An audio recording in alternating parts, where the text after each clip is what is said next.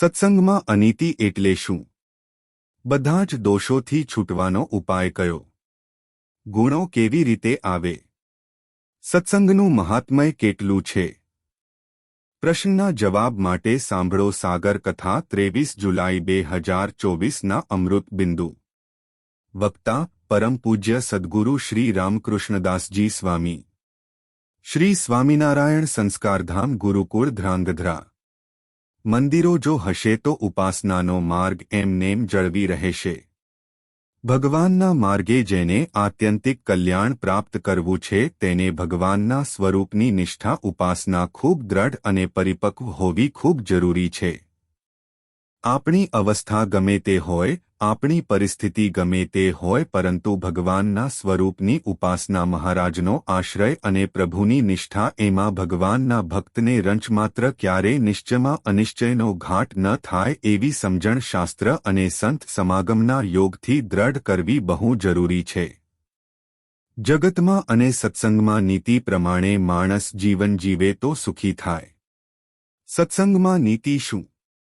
તો કે ભગવાન સિવાય અન્યની ઉપાસના, અન્યમાં વિશ્વાસ, શ્રદ્ધા, સંતનો સમાગમ મન કર્મ વચને ન કરતા હોઈએ, ભગવાનનું ધ્યાન ભજન કરતા હોય પણ એ ધ્યાન ભજન દેહાત્મબુદ્ધિ સોતું થતું હોય, આ બધું સત્સંગમાં અનીતિ ભર્યું કહેવાય.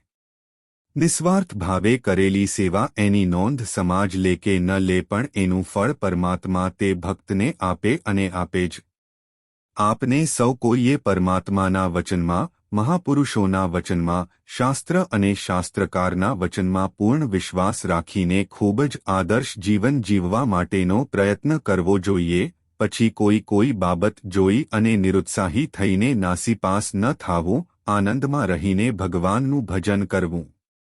વિશ્વાસ લાવીને પ્રીતિએ સહિત ભગવાન પુરુષોત્તમ નારાયણની વાત સાંભળવી, એના જેવું મનને નિર્વ્યસનીને નિર્વિકાર કરવાનું કોઈ સાધન નથી.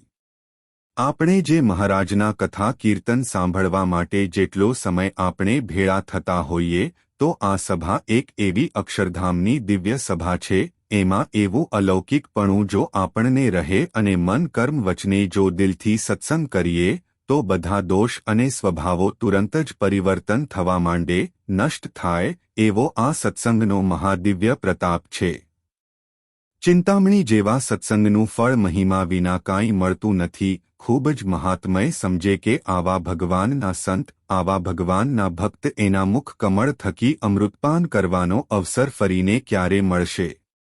આ વખતે ઠાકોરજીએ કૃપા કરીને અવસર આપ્યો છે, તે માટે એ સત્સંગ કરીને મારી ઉણપો બધી દૂર કરીને ઠાકોરજી રીઝે એવો હું ઠાકોરજીનો દાસ બનું, એવો ઠાકોરજીનો ભક્ત બનું, આવું ઉત્સાહપૂર્વક મહાત્મય સમજી અને ભગવાનના ભક્તે ખૂબ જ સત્સંગ કરવો જોઈએ.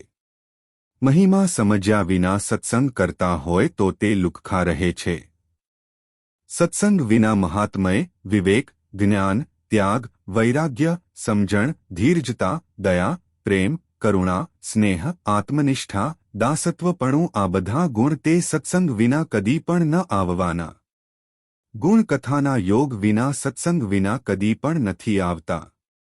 ગુણાતીતાનંદ સ્વામીએ એવું કહ્યું છે કે કલ્પપર્યંત સ્વરૂપાનંદ સ્વામી, પર્વતભાઈ આવા મુક્તનો અહોરાત્રી સમાગમ કરીએ ત્યારે જીવમાં કાંઈક સત્સંગનું મહાત્મય સમજાય એવી સમજણ આવે તો સત્સંગનું મહત્વ કેટલું બધું.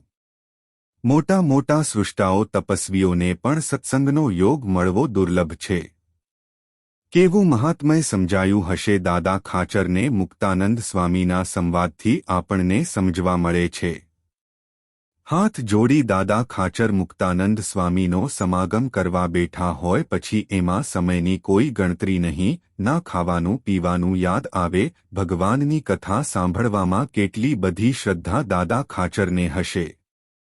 ભગવાનના ચરિત્ર ગાવવા માટેની શ્રદ્ધા મુક્તાનંદ સ્વામીને કેટલી બધી હશે. મન કર્મ વચને કરીને સત્સંગ કરનારો આત્મા બધા જ દોષોથી છૂટી જાય છે. જય સ્વામિનારાયણ.